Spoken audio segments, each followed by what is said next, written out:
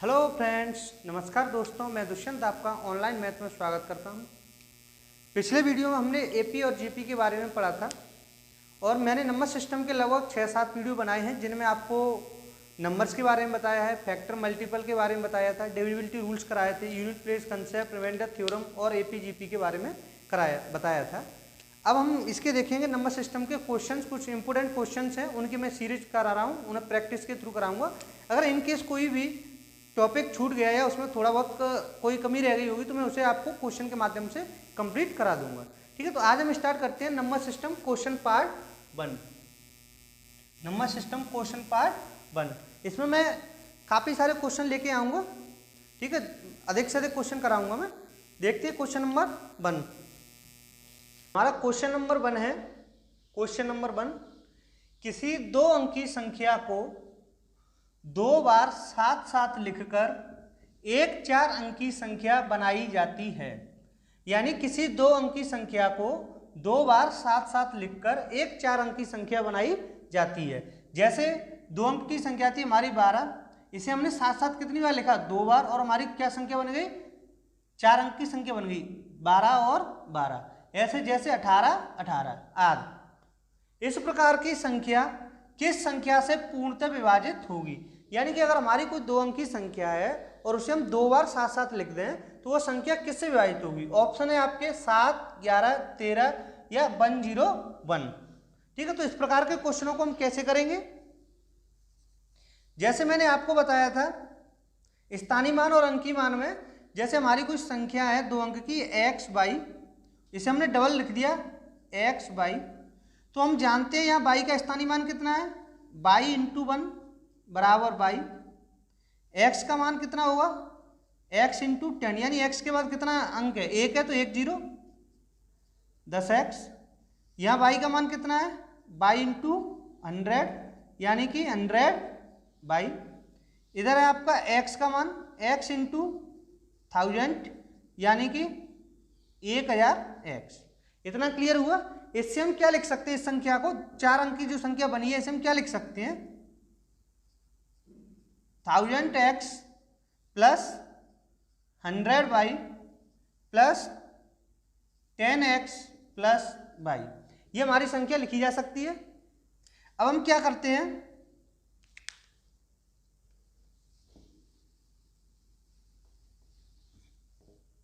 जैसे हमारी ये संख्या है, इसमें से हम 100 कॉमन ले लेते हैं। कितना कॉमन लेते हैं? 100।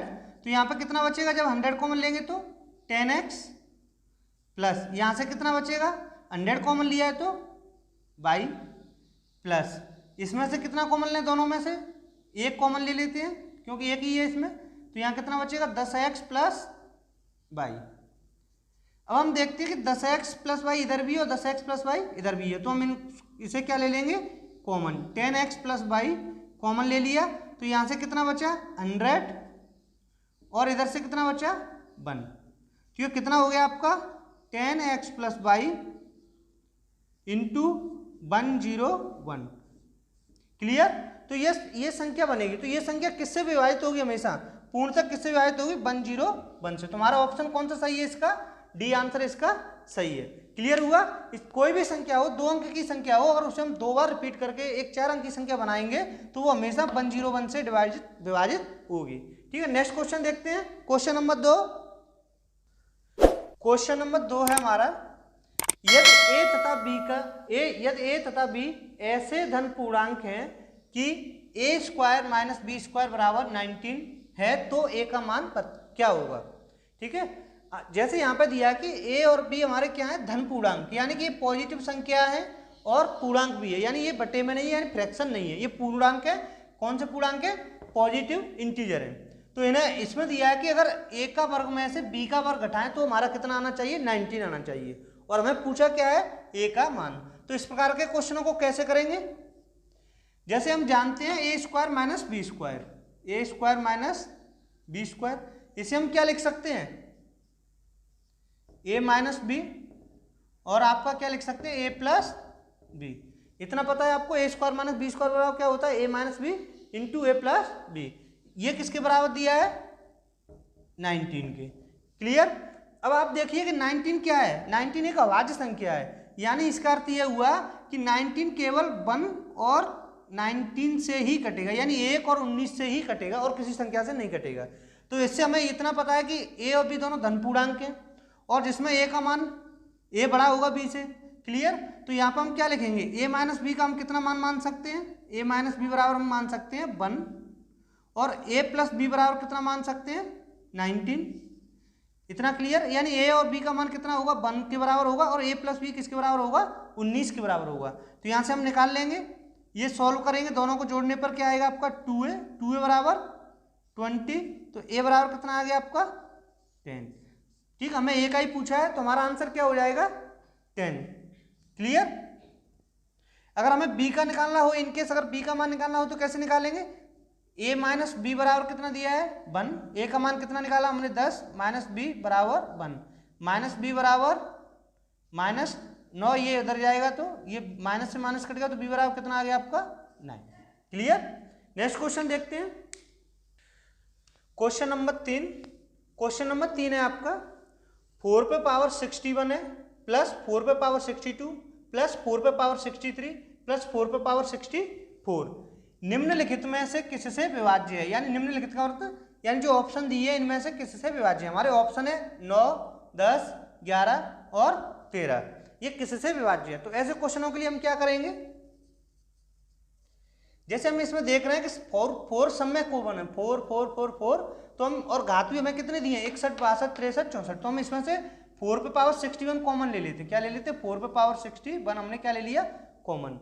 तो इस जगह पर क्या बनेगा, क्या बचेगा आपका, जब 61 लेंगे तो यहाँ पे बचेगा 1 प्लस यहाँ पे कितना बचेगा 4 पे पावर कितना बचेगा 1, तो 4 पे पावर 1 का मान 1 ही रहेगा। यहाँ पे कितना बचेगा 4 पे पावर 2, यहाँ कितना बचेगा 4 पे पावर 3।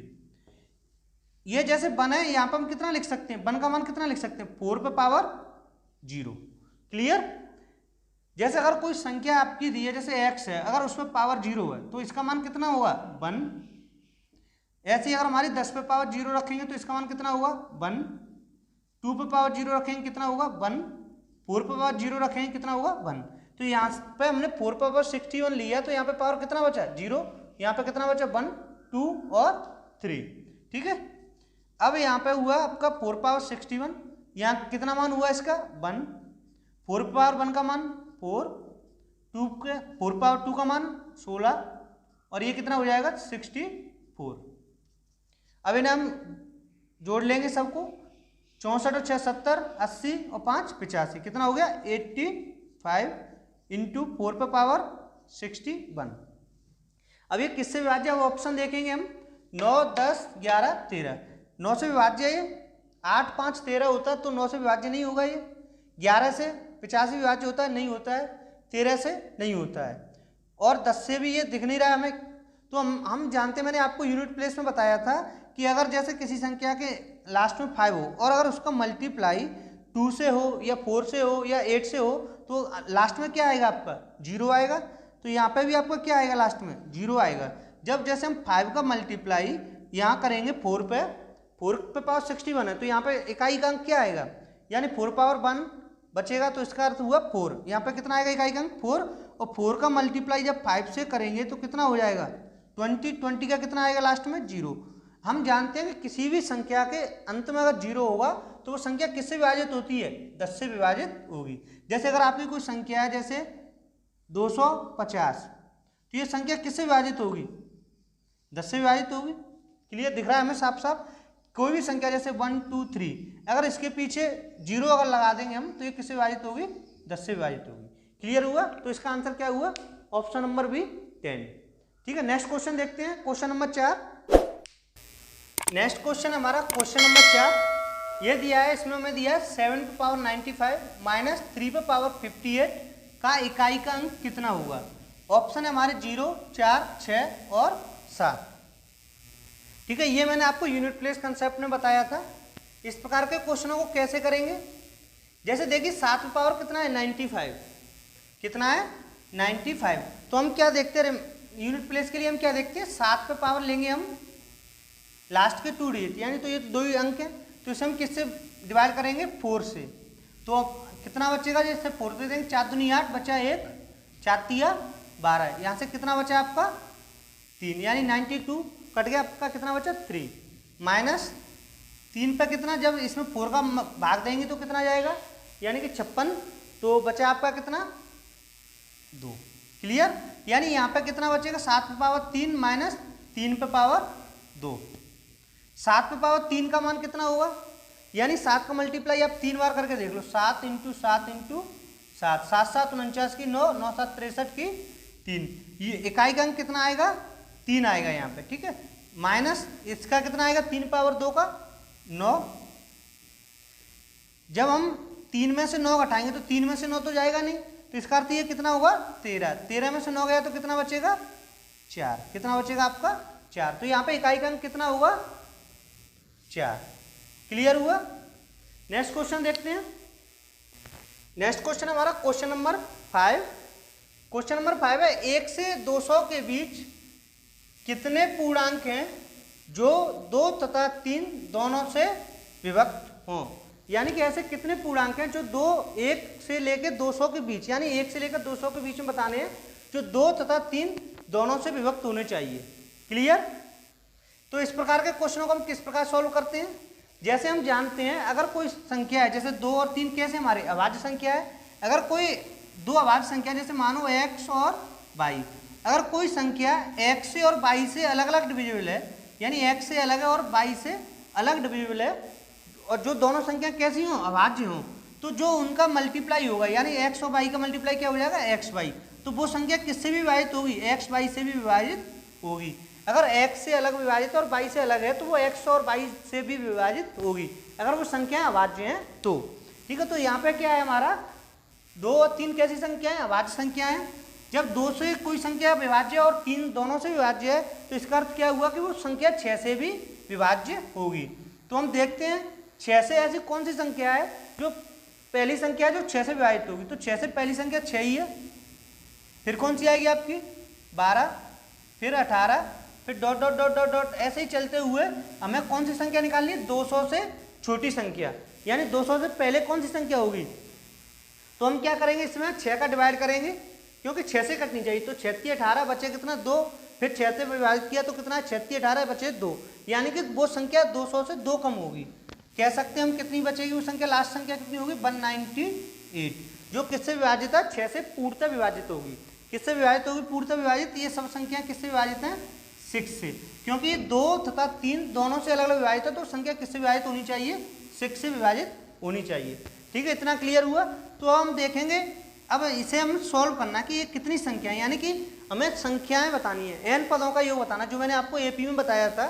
तो इसमें हम कैसे बताते हैं, ये तो हुआ अपना पहला पद, प्रथम पद a, और ये क्या हमारा लास्ट पद, अंतिम पद l।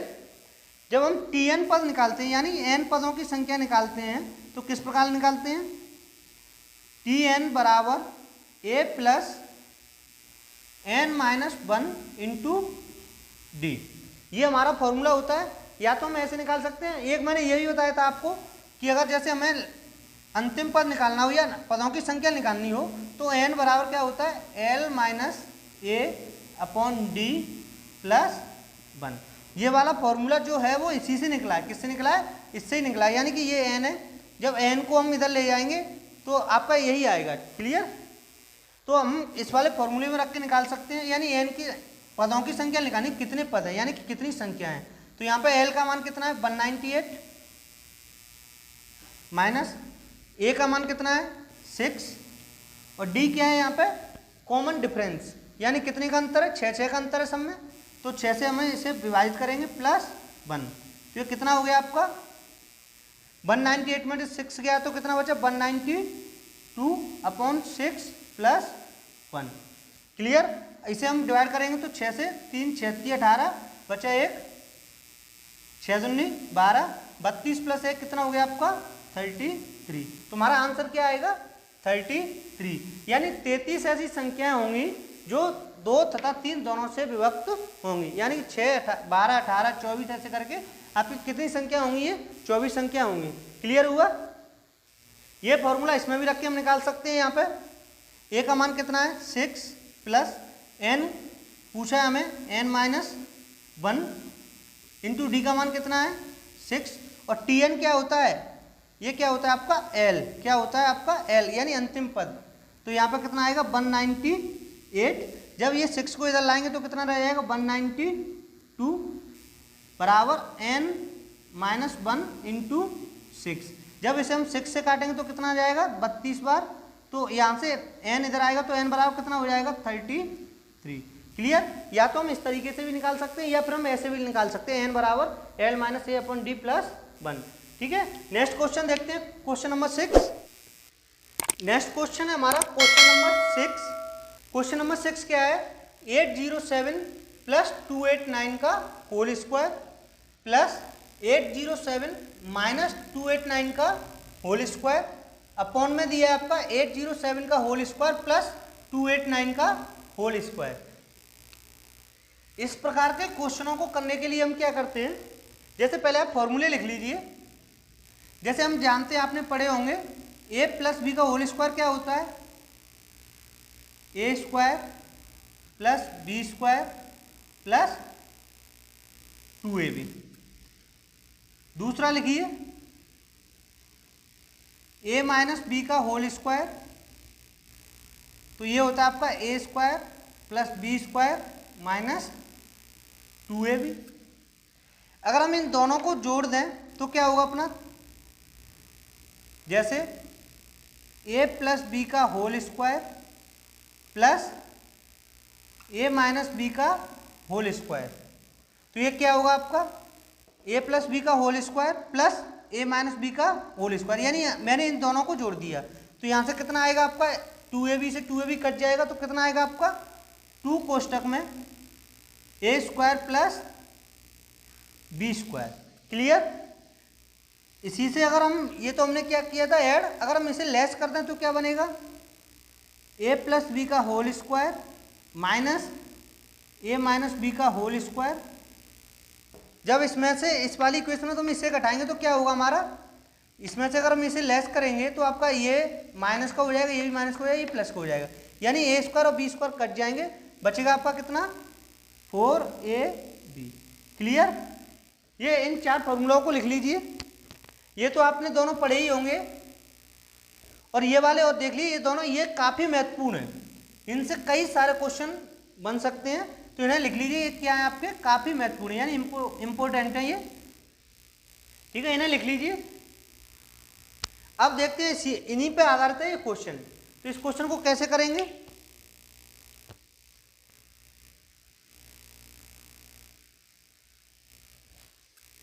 जैसे अगर हम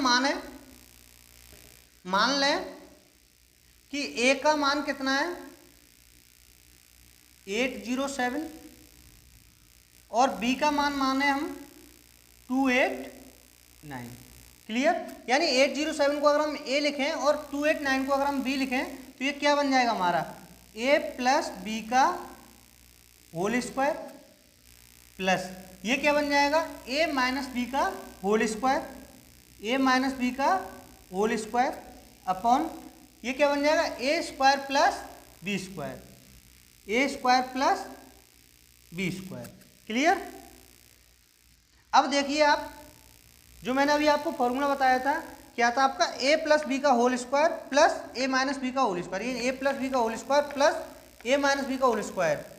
ठीक है, तो इसका मान कितना लिख सकते हैं हम 2 कोष्टक में A square plus B square, यानी इसका मान क्या लिख सकते हैं ऊपर वाले का 2 कोष्टक में A square plus B square upon यहाँ कितना दिया A square plus B square. Clear.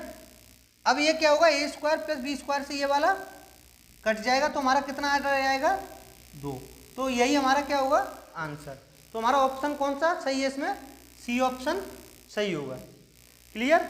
अगर हमें इन्हें याद करना हो तो याद कैसे करें, जैसे ये तो देखो प्लस वाला है, ठीक है, जब ये प्लस करेंगे तो हमारा A square plus B square plus में आएगा, लेकिन अगर ये माइनस होगा तो वहाँ पे क्या आता है आपका 4ab आता है, क्या आता है आपका 4ab। क्लियर। अब देखते हैं हम नेक्स्ट क्वेश्चन। नेक्स्ट क्वेश्चन है क्वेश्चन नंबर 7। ये आपका 997 प्लस 496 पे का होल स्क्वायर माइनस 997 माइनस 496 का होल स्क्वायर अपॉन 997 इंटू 496 का मान ज्ञात कीजिए। ऑप्शन है 0, 1, 2, 4। ठीक है, तो इस प्रकार के क्वेश्चन को हम कैसे सॉल्व करेंगे, जैसा मैंने अभी बताया था पिछले क्वेश्चन में। आप एक काम कीजिए, वीडियो को पॉज कीजिए और इस क्वेश्चन को सॉल्व कीजिए। सॉल्व करिए, कितना आंसर आएगा आपका देखिए। जैसे अगर हम इसे क्या मान लें ए, इसे हम क्या मान लें बी, ये हमने क्या माना है ए और 496 बी, ये क्या है 997 हमने क्या माना ए और ये क्या माना हमने बी। क्लियर? तो यहां से हम क्या लिख सकते हैं ए प्लस बी का होल स्क्वायर, क्या लिख सकते हैं ए प्लस बी का होल स्क्वायर माइनस इसका क्या लिख सकते हैं ए माइनस बी का होल स्क्वायर अपॉन ए इंटू बी, ए इंटू बी। क्लियर? ये हमारा क्या बन गया, जो मैंने अभी आपको फॉर्मूला बताया था, इसका मान क्या होता है जैसे ए प्लस बी का होल स्क्वायर माइनस ए माइनस बी का होल स्क्वायर, यानी कि जो मैंने आपको फॉर्मूला बताया था ये क्या किया यार, ऊपर वाले में से नीचे वाले को लेस किया था तो क्या आया था 4ab, क्या आया था इसका मान 4ab अपॉन में क्या दिया नीचे ab, तो ab से ab कट गया तो क्या हो रह गया आपका 4। तो हमारा आंसर क्या होगा 4, यानी ऑप्शन नंबर डी हमारा सही आंसर है। ठीक है, नेक्स्ट क्वेश्चन देखते हैं। नेक्स्ट क्वेश्चन हमारा क्वेश्चन नंबर 8। क्वेश्चन नंबर 8 क्या है, संख्या 1, 2, 3, 4, 5, 6, 7, 4 किस संख्या से विभाज्य है, यानी कि जो निम्न संख्या दी है यानी जो ऑप्शन संख्या दी है ये किससे विभाज्य है। ये मैंने आपको किस में पढ़ाया था डिविजिबिलिटी रूल में, उस वीडियो में आप देख सकते हैं। किस प्रकार करेंगे इस क्वेश्चन को, जैसे हमें ऑप्शन दिया है 3, 5, 9 और 11, तो हमें पता है 3 की डिविजिबिलिटी रूल क्या बताया था मैंने आपको कि जो भी ये संख्या दी है, जो ये संख्या है इसके अंकों का हम क्या करते हैं योग करते हैं। अगर योग जो भी योग आए अगर वो 3 से विभाजित हो जाए तो वो संख्या भी 3 से विभाजित होती है। ठीक है, तो हम देखते हैं इसका योग कितना होगा 1, 2, 3, 3 और 3 6, 6, 4 10, 10, 5 15, 15 और 6 21, 21 और 7 28, 28 और 4 32, कितना है इनका योग 32। क्या ये 3 से विभाजित है, नहीं है, तो इसका मतलब क्या हुआ हमारी ये संख्या भी 3 से विभाजित नहीं होगी। नेक्स्ट ऑप्शन देखते हैं, question number option number B कितना है 5 से। 5 का मैंने आपको क्या बताया था कि कोई भी संख्या हो अगर उसके लास्ट में 5 हो, कितना हो 5 हो, तो संख्या भी किससे विभाजित होगी 5 से। तो यहाँ पे क्या है आपका 4 है तो ये 5 से भी विभाजित नहीं होगी। ऑप्शन नंबर सी हमारा 9 के लिए क्या बताया था मैंने डिविजिबिलिटी रूल, जो जैसा आपके 3 के लिए होता है वैसे ही आपके किसके लिए होता है 9 के लिए। तो 9 का हम क्या करते हैं, जो भी संख्या है उसके अंकों का योग 9 से विभाजित होगा तो संख्या भी विभाजित होगी। ठीक है, तो यहाँ पे 9 अंकों का योग कितना है 32, क्या 32 9 से विभाजित होता है नहीं, तो इसका मतलब क्या हुआ ये संख्या भी हमारी 9 से विभाजित नहीं होगी। तो हमारा कौन सा ऑप्शन रह गया आपका डी। इसे भी चेक कर लेते हैं। इसके लिए मैंने आपको क्या बताया था कि जो भी विषम स्थान पे संख्या हो उसमें से सम स्थान की संख्याओं को क्या करते हैं घटा देते हैं। तो यहाँ पे देखते हैं कितने अंक हैं 1, 2, 3, 4, 5, 6, 7, 8, कितने अंक है 8।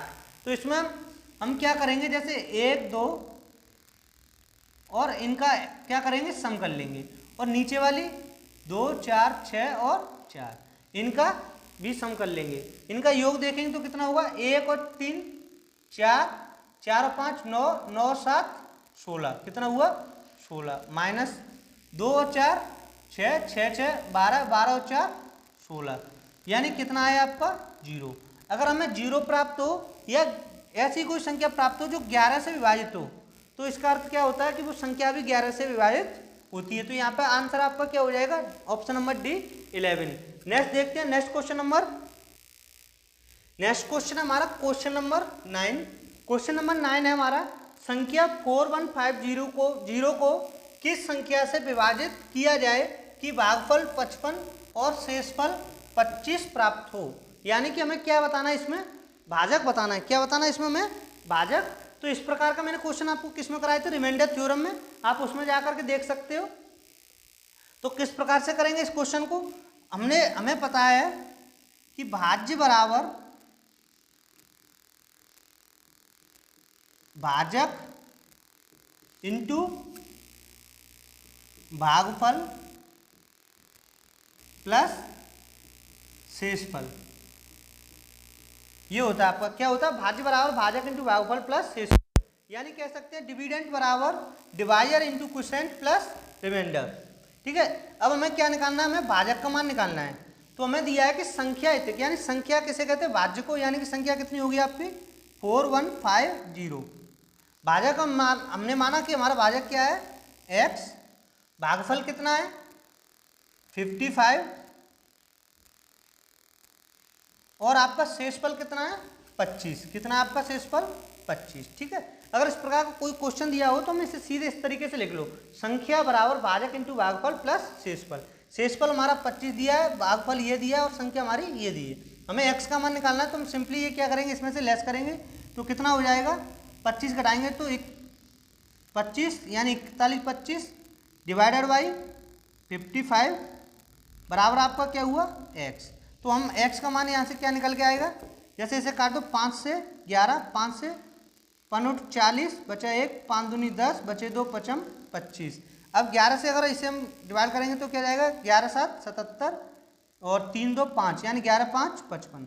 तो यहाँ पे कितना आ गया आपका 55। x का मान कितना आ गया 55, वो सॉरी क्या हुआ आपका 75। कितना आया आपका 75।